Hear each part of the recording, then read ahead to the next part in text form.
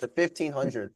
Let's start with that. Kind of just you can talk about heats too, but mostly probably just finals. Like, who do you guys think will make it to the finals and potentially take the gold or the podium? You can. 1500 meters. I guess we can start with Nathan, then Jacob, then Kelvin, since it's kind of the order my screen is giving me. Okay. Yeah, I mean, obviously you have Jakob Ingebrigtsen, you have Josh Kerr. Who was the other British guy? I don't know if he's running super well Whiteman? right now. Whiteman. So and then I think I'm pretty confident Nagoose and man, now you're trying to make me pull up names, but Nagoose and Hawker. Hawker, there we go. Hawker, yeah. I have zero doubt they're gonna make it to the finals.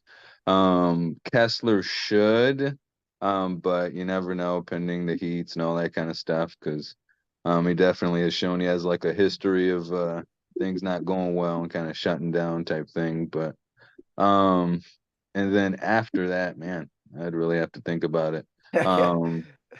Is it Chariot? That's his name? Sherry, I think Sherry. Are you talking about Timothy? Yeah. Timothy, yeah. Yeah. So I would assume that's pretty close. I think Jakob's gonna take it. He's just crazy fit right now. I mean, maybe he could open it up to where Kerr has a shot, but I think he's so fit right now that it'd be hard to even use tactics to beat him. But Yeah. that's my opinion. So No, for sure. All right, Jacob. So I actually had one of our recruits text me about that yesterday, and the same reaction when you said 1500. I was like, man, why'd you have to give me the hardest event to possibly pick at the Olympics? Yeah. Because there's just so much talent in that right now. But I mean, you got Jakob, you got Kerr. Niels Laros has been on fire, and he's my sleeper pick to get a medal. But I think it's just going to be third, because I think first and second is going to be between Kerr and Ingebrigtsen. Yeah. I mean, if Hawker's there with 100, 150 left, he's really dangerous. But I think it's going to go fast enough that like either Jakob or Chariot's going to make it a 3:27 kind of race. And if it was more like a 3:30 race, Hawker could possibly win it, definitely medal. But I think it's going to be more like a 3:27 race. I'd like to pick Jakob, but I'm just not sure if he can fight off Kerr in the last 200. Like, Kerr's last 200 has just been so good for the last couple of years. Yeah. That I don't know. I really want to pick Jakob, because if you ask me who I want to win between those two, I'd say Jakob. But but I have a feeling it's going to be Kerr and then Jakob, and then I've got Niels Laros, and then Nagoose is going to be in the hunt. Oliver Hoare is going to be in the hunt, and then Hawker is going to be right back there. Yeah. And I mean, of course, Timothy Chariot's going to be in that mix too. Yeah. The race for like between third and seventh is going to be really tight. Is Timothy older now? Isn't he? Like, is he in his 30s? Yeah, but he's up there. Yeah, but That's we have crazy. this young guy coming up, Brian Coman. He did run very well. Really yeah. But the problem is with the Olympics is experience kind of wins the game. It's not usually actually how fast you are. It's usually how experienced you are. Because if you look at most of the Olympic races, you've had some people that win that were not even like some of the fastest runners coming into the race, but they have that kind of backdrop of experience for a long time running in like major races or world major races. So I wouldn't count out Chariot because of experience. I wouldn't count out Ingebrigtsen as well because of experience, because I think he has some kind of experience with competing from on a world stage. The likes of Brian Coman, still very new into the game. I would say he could definitely run well unless he runs away with it and it becomes a 26, 27 race. But I think I could see Josh Kerr winning it. Probably Jakob coming in, and then third, I bet on Chariot or comment because the Kenyans have to go with a medal. I bet that. They're not going home without it. Well, it's crazy to think too, Yeah. because like Yeah, they have to.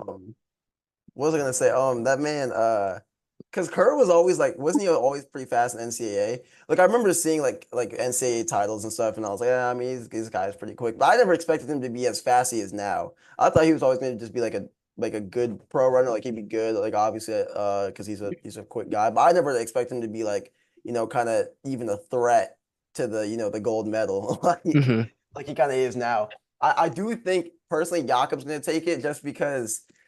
I mean, I don't know. I think he's the most talented, but like you guys said, he might not. You never know. Anything can happen, I guess. I don't know. Yeah. Does he have more experience than Kurt? Or is he No, they're almost similar, I think. okay? Yeah. They're pretty much the same. Yeah. Okay. So Yeah, I so I think guess, what's gonna happen is it's gonna depend with how the race goes, right? If it's slow Yeah.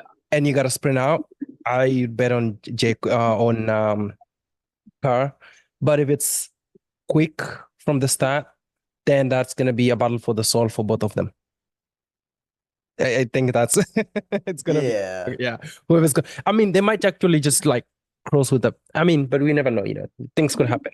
Somebody could get injured and figure out I'm not going to the finals. You never know. So let's Facts. Or let's someone wait. could not make the finals because that's Yeah. happened sometimes where they just Yeah, somebody could get like wiped out to the finals, and that would be yeah. tough. But what about Wait. the steeplechases? Well, You guys watching that? I think Nathan has something to say real quick. Oh, okay. Nathan, let's. Oh, yeah. I mean, I was gonna say a little bit. Yeah, like as far as the 1500 goes, like fitness wise, I honestly think Jakob has a crazy amount of fitness right now. But yeah, how does he use that and also like keep off Kerr? Because if he's gonna use his fitness, then he probably has to lead it. And at that point, Kerr is just gonna tuck him behind him, which might give him enough energy to hold on and kick. So yeah, it's gonna be interesting for sure. That's super true, yeah. And I think Kelvin, you said 3K steeple. One thing before we get to that too is the 5K. We don't got to go into predictions for that really, but if Kelvin wants to do steeple first, but I was kind of surprised when Paul didn't make it. See, I didn't really expect him to make it because a lot of the races before he wasn't doing super great. But I was sad he didn't make it because like I know Chilima is the guy with obviously all the experience, and I mean he already has the bronze and the silver. But I just love watching Shalimo run. He has such good form and stuff, and he's a good runner to watch. But I remember I saw the 10K on YouTube was not legal, but that doesn't need to be disclosed.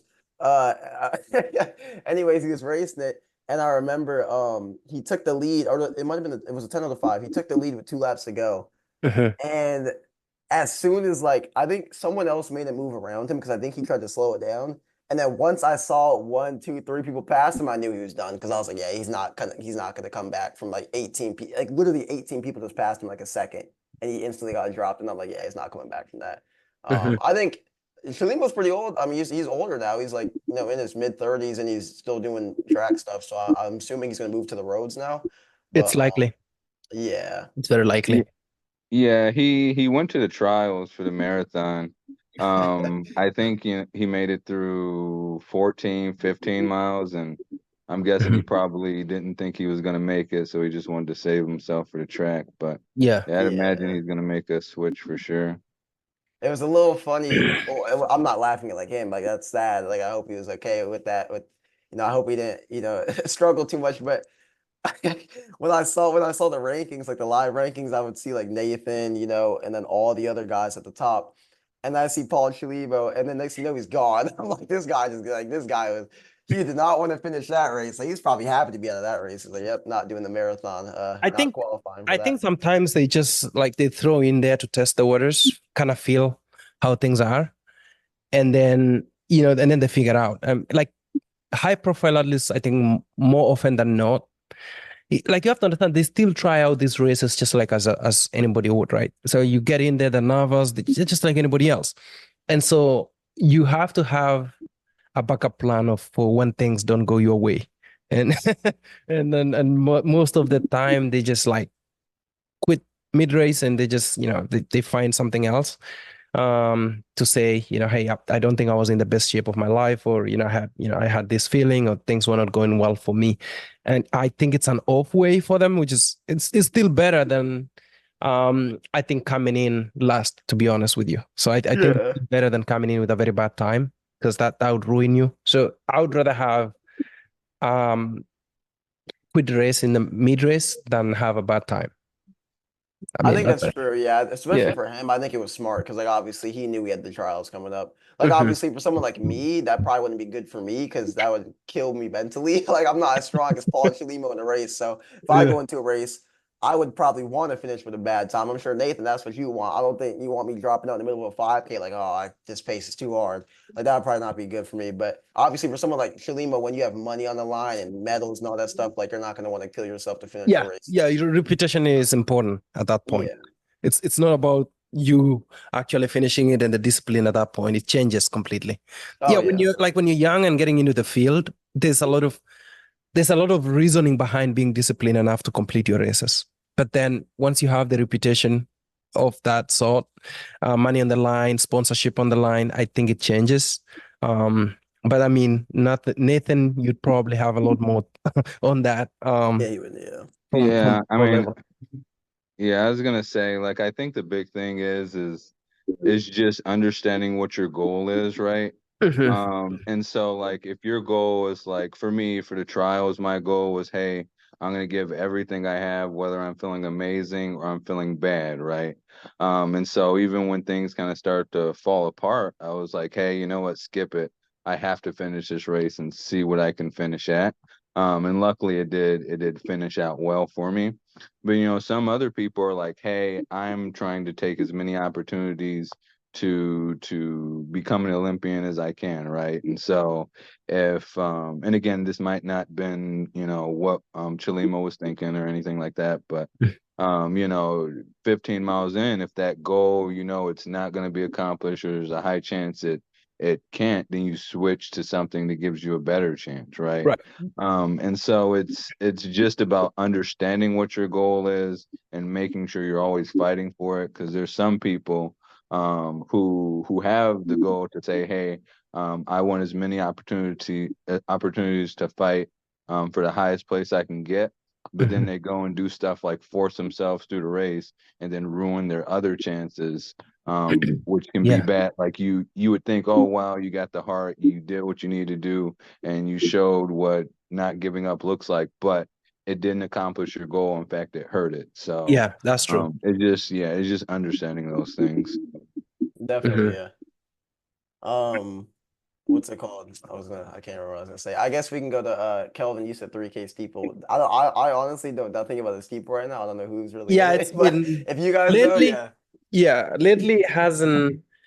I don't know. It hasn't been. It hasn't have. It hasn't had the limelight it used to have. I don't know why. For some reason. Um, but we're hoping we have some new world class athletes come up that will have the limelight that we are looking for in the steeple. It used to be. It used to have a lot of tech on it, because I was actually looking like at the NBC, like Olympics, kind of like I eyeing some of the races, and 1500 was actually one of the top, especially for the women with Kipiego. But I didn't see the steeplechase having the same. Like, I saw a piece someone wrote about that race, and I was like, what happened with the steeplechase? Like it went off the road. No one kind of cares about it that much anymore. I think it's just that it's missing that competition level that brings it to the limelight. So It's not many almost like people the know a yeah, lot of athletes in that right now. it's almost like the track 10K. Like I know not a lot of people want to get rid of it. Mhm. It's like because I know like a lot of people are like, oh, it's so boring and stuff. Like obviously I get if I was on a long distance runner, I probably would say it's boring too because like who wants to watch guys run 20 laps on the track? But obviously since I'm into that stuff, it's like okay, I like watching it. But I get why people be like, oh, it's a boring race, whatever, blah blah blah. But yeah, no, I don't really know too many people in the 3K. I know of like Kenneth Rooks, I think his name is, and I know there's a guy from BYU, I think, who qualified, if I'm not mistaken. Mhm. So I know there's some quick guys in there, like that's super cool. But I just don't, yeah, I'm not super familiar with the steeple. I'm not a really big steeple guy. Mhm. But maybe I'll try. I want to try the steeple one day. That would be a cool event to do. But I don't know if Jacob, if you have like predictions for that, or Nathan. I don't know if you guys are really kind of big into steeple at all. I don't really know too much about it, but I mean, yeah, I'd have to say, yeah, I don't know a lot of people. I mean, I can comment a little bit just in general, Mhm. just about events and popularity. It's one of those things where it's absolutely insane what somebody who is really good, kind of at their craft or their event, how they can just morph, an event around them and bring a lot of attention to it. So like a good example is Cindy McLaughlin, like, and obviously Carson Warholm too. But before they came to the 400-meter hurdles, like I had no attention on that Do it. Yeah. whatsoever. Yeah, And that's it's true. not like I went and I'm like, you know what, now I super care and all this kind of stuff. But it's like I feel like I need to watch it because I feel like that's where something amazing is gonna happen. And so yeah, hopefully some star kind of comes in a 3K steeple and does that for it. But yeah, I wouldn't wouldn't Yeah. say right now I know a lot of names and all that kind of stuff. So Yeah, that's true. That's true, Nathan. I was just looking at piece, and it's actually talking about it. Most of the athletes that are coming in, some of them are actually getting into the race globally, like the senior level competition for the first time on it. So it kind of makes sense why that it looks like that. I But guess Jacob, you. yeah, but just Oh, to sorry. point What out, was? I think one to look out for is an experienced El Bakali from Morocco. I think he's going to be a good um person to look at. Girma as well from Ethiopia might have some tech on it. But Jacob, go ahead.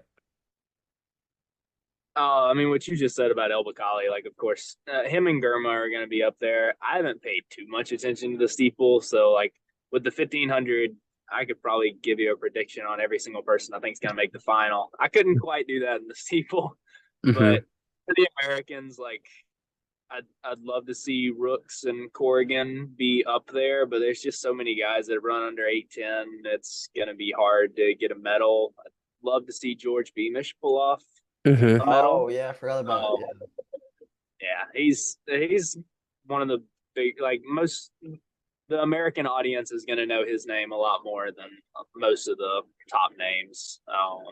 Oh, definitely. But I mean, as long as El Bakali's healthy, it's going to be him and Germa probably. Oh yeah.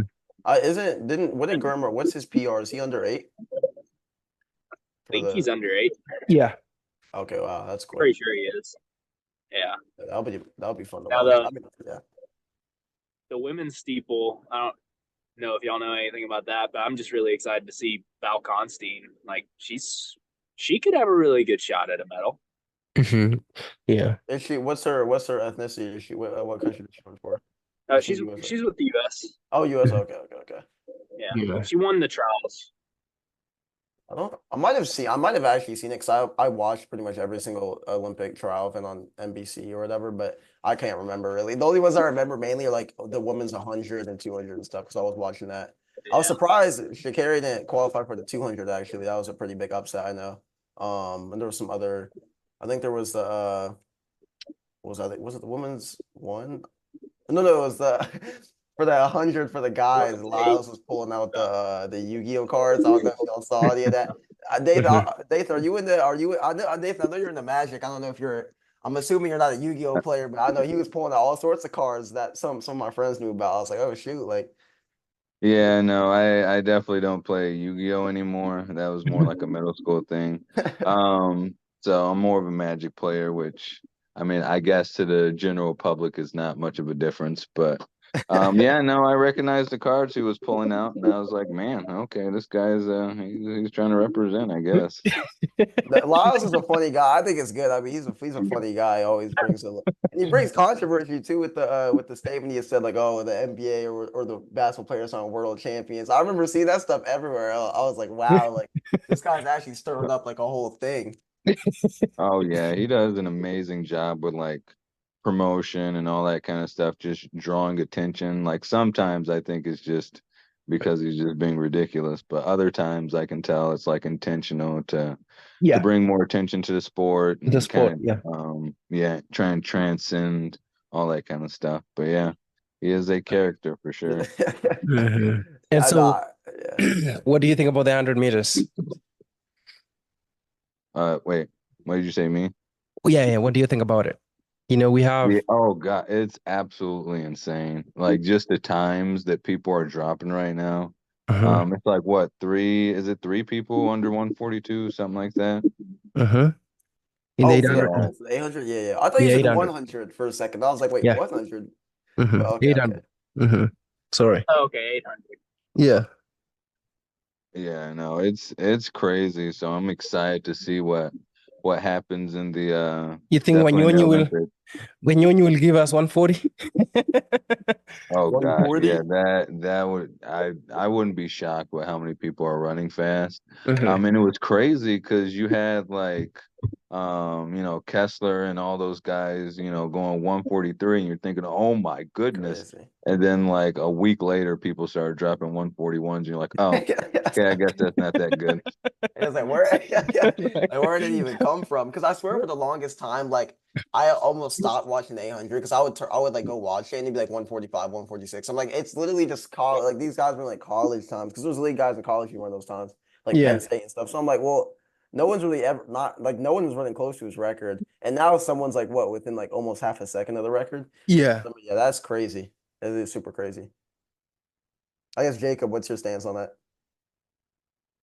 Oh, like which part? Who's gonna win, or just are they gonna push Rudisha's record? I guess, yeah, I think if you think they're gonna push his record, because I'm not too familiar with the names right now, but Uh-huh. It wouldn't shock me just because like as soon as people started running 141, I'm like, okay, you're really close to Rudisha, and that's one of the best records in the sport. Uh-huh. But oh, I can't pick that they're gonna beat it because that record just feels like it's on another level. But they're definitely gonna be close, and it wouldn't shock me if somebody gets there. yeah, Because I mean, when Rudisha set that record, he was only that during that season he was just running like 141s. Now he had run it a few times, but I think Sedjadi's run it a couple times now too. So yeah, kind of puts him in the same ballpark, but they're gonna have to take it out really fast. that is true. Well, it almost seems like I don't know, when you watch that race to the world record race, obviously everyone's seen it. Um, it seems like crazy how much of like a freak of nature this guy is, and then you see these guys who like don't even really like they look like runners, obviously, no disrespect like at all, but Uh-huh. it's like they don't look like as powerful and as strong as Rhodesia, but yet they're within like half a second of them all of a sudden. It's like whoa, like I can't even like imagine how this stuff Yeah, looks on the track. I was gonna say no, that race was like ridiculous. Wasn't the second place person with what 141 or something crazy, and it was only 18, right? It was 18, 19. So, Uh-huh. yeah, That's insane. That is insane. Yeah. Like, But yeah, no, it's nuts. It's crazy. because that would be what a high schooler dang near running 141. Like you wouldn't even be you would be 15 seconds ahead of all the competition. Like that's like doesn't even seem right to me. I Yeah. mean, to be fair, we do have that one kid who went 147, so that's still pretty impressive. Is it the freshman in high school? Yeah. Yeah, I mean, Yeah, that well, is personally, I unreal. don't have them, but the U.S. has them. Uh-huh.